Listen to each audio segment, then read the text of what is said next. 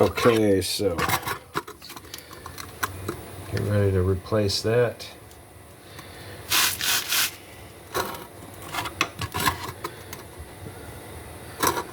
All right, so we have our seal, the case, an O-ring, which is in there, and our shaft. We need the seal to be on, I got a pointer here. This is our seal. This part of the seal here, actually this seal is in backwards. This seal should be facing the opposite way because, as you can see with this seal, this was on the other side. That's why it's messed up more. Actually, this one's banged around quite a bit too, so I wouldn't trust that. But the main problem with it being in this way is the actual seal is on the inside. It's facing the wrong way because the pump is pushing against this seal and there's no seal on this outside edge. But if I flip this over, now my seal is on the outside edge and it's preventing any pressure from getting through from the pump. And that's what's happening. The pump pressure is getting past the seal because it's in backwards. At least that's my theory. And it's pushing past and filling up our chain case. So the problem was chain case fills up with oil. Can't explain it, don't know where it's coming from. But I take it apart and I see this seal is put in like this.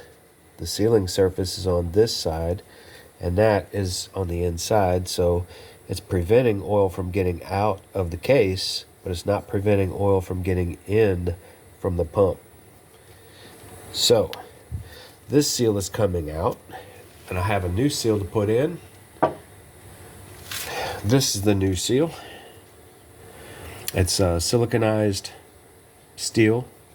Now, this is a double seal, so you have a sealing surface on both sides, but the inside, just like the other one, has the spring. You can see the spring there. So the seal should go in this way. The problem with that is it's really hard to get this seal out if it is in that way. You have to get in underneath the other seal and pry it up. And that's hard to do when that shaft is right there. So, yeah, it'll be a lot harder to get this one out than it will to get this one out. So I'm going to show you how I'm getting this out, and then we'll put the other seal back in. Now this is just a, what do they call it? A 3 3/4 by 2.5. I'd have to verify that for sure, but I'm pretty sure that that's what it was, 3 3/4 by 2.5. And it's a dual seal. Not that that matters, you only need it to seal one way, but I don't know right offhand what the actual part number is. There's a newer seal that I have ordered, and it's way bigger. It doesn't actually fit right here, and I don't know why they say it does, because even in the manual it shows the larger seal, but obviously it won't fit. I mean, it's not even close. So it's not like, yeah, it's off a little bit. No, it's way off. So anyway, we're just trying to get in under this brass part and get that seal to come out of there. It's not easy to do, and you're definitely going to screw up your seal. So you absolutely have to have the right seal before you take this apart, because you're not going to be able to save this seal if you can get the damn thing out. So there's other ways to do this. Right now I'm trying to get this to release. It's not cooperating. Let's see if this tool will get in there or not.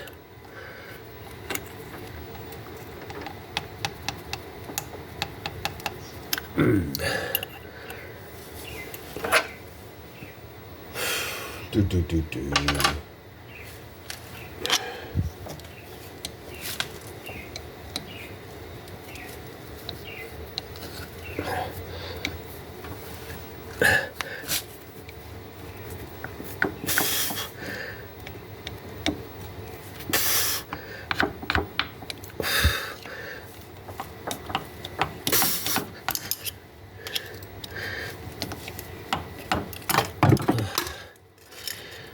smaller screwdriver gets in there better, but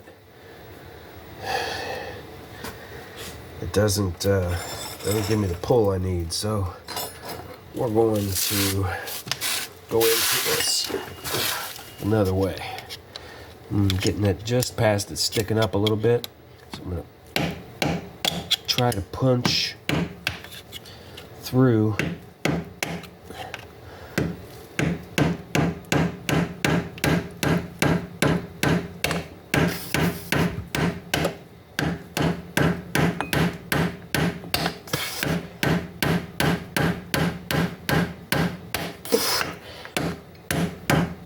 Ooh, well, that's not working very good,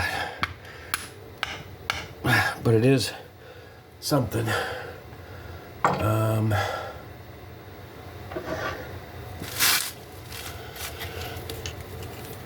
Yeah, there's no way that's gonna happen. All right then. I don't know if that's just hammering inside the handle or what's going on, but I know it won't punch through unless it's a good amount of pressure on it. So, try this one.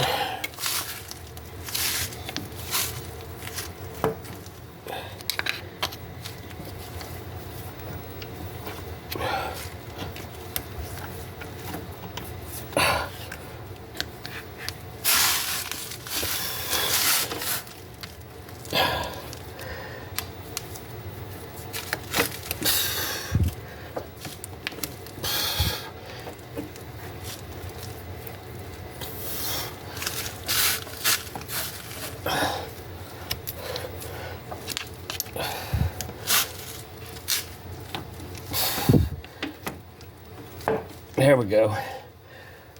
I got some movement. So it should be loose now. And start moving. Definitely got some noise. That should be it.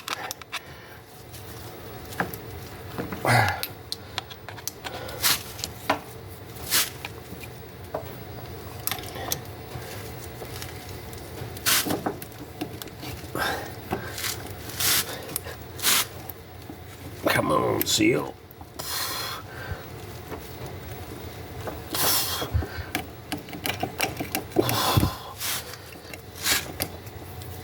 I know that there's probably a better seal for the seal tool. There's actually a seal tool, but I can't find mine. But it's actually a hook. Now, when you take this out, there's something that you want to be careful about, okay? This is the outside. If you flip this around, you'll see this. This is actually a washer, and this surface goes in against these gears. Okay, so this is your shaft. This is where your seal is going to be. You want that to be nice and smooth. But behind this shaft is the gear. And this rides against the gear and keeps the gear from chewing into your seal. So you're going to want to take that off, and your seal should be together like this instead of like this was.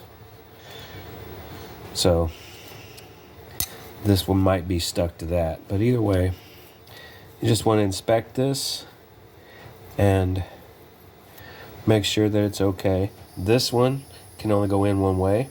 There's a chunk out of it right here, and this is the way that goes to the inside. It's nice and smooth. There's no buildup on it. So we'll set that back in there just so it's out of the way. And we'll put our new seal in against that. Now the new seal. Right here, hold on a second. Let me do a little cleaning here real quick.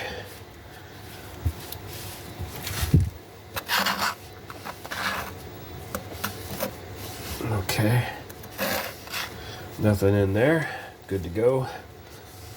Just making sure there ain't no crap in my way.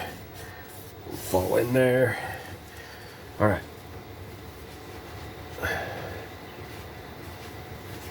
Now, the new seal can go in this way.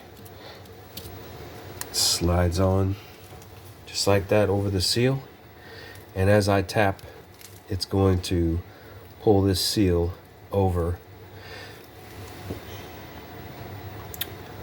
Alrighty, let's get the installation tool and get that going. Probably an attachment tube. I don't know what this was. This looks like some kind of seal. I'm not sure, but I do know that the inside diameter fits over our shaft and the outside diameter fits over our seal. So if I put a seal up against it, you'll see there it's just slightly larger than the seal. So this won't hammer past this flat surface here, but it gives us a big surface, a good flat surface that's machined flat to put against our seal. Then we can take our hammer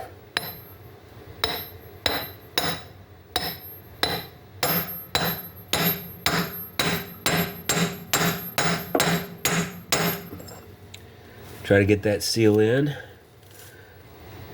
So what you don't want to do is get one edge of your seal all the way in and have one edge sticking out. You don't want it cocked. When you start, and that's why you need this flat surface. When you start driving that seal in, it needs to be driven in pretty flat. It can have a little bit of angle to it, but not much. It has to stay pretty well flat, which is why you can't just hammer around the edge.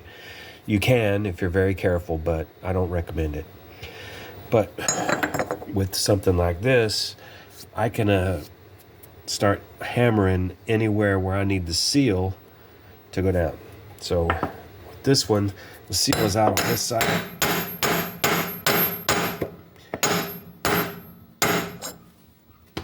So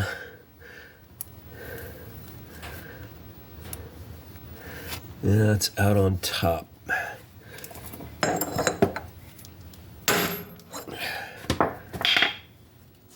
Still out on top.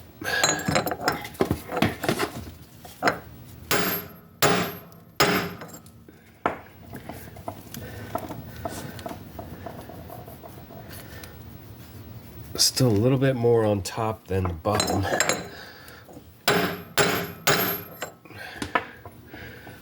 So, oh no, let me see if I can. All right, so that puts this seal pretty close to the end of our shaft. I don't like that. I want to try to get this seal down as far as possible. I can't just hammer on that, so I need to get something that I can use to hit that.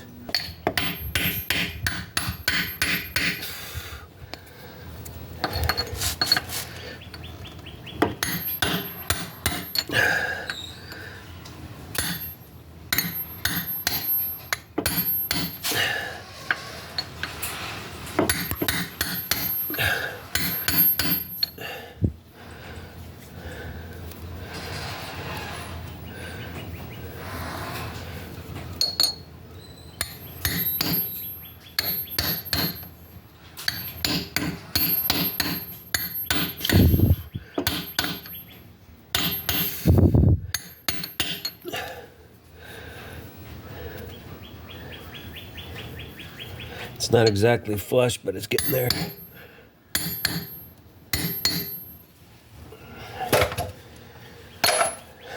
All right, so I can live with that. We are past the end by about 1/8 of an inch. The seal is 1/8 of an inch onto our shaft, and that's the spring side right there. So this seal should hold, I think it's rated at 7 PSI. All right, our O-ring is in here. Surface more or less clean.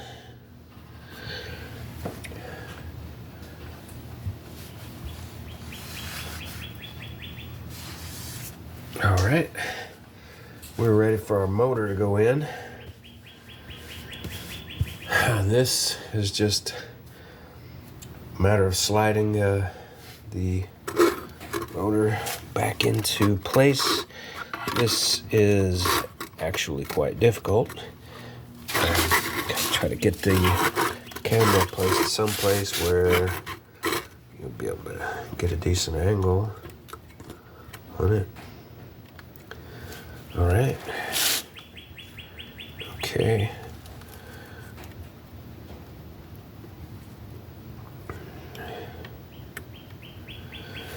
Alrighty. Okay, we got a bolt ready to go. Just need to get a washer on there.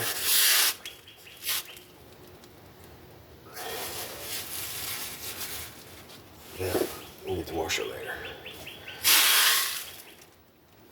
Alright. I'm ready to go.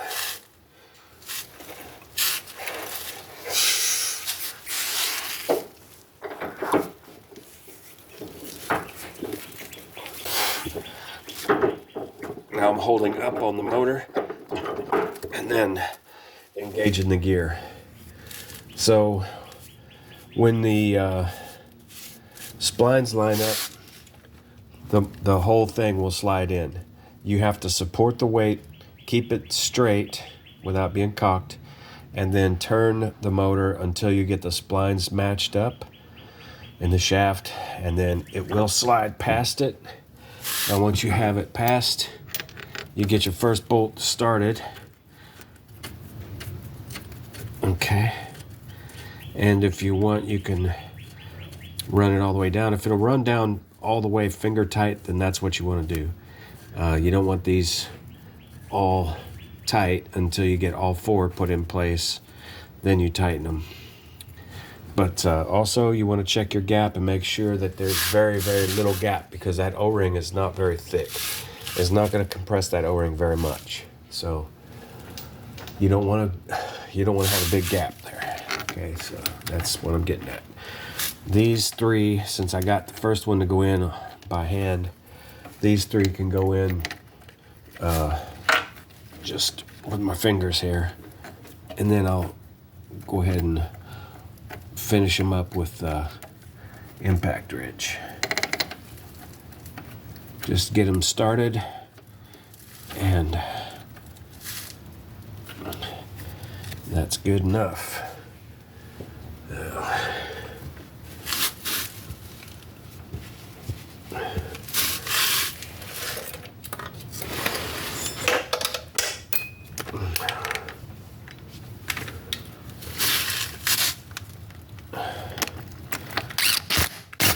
Okay.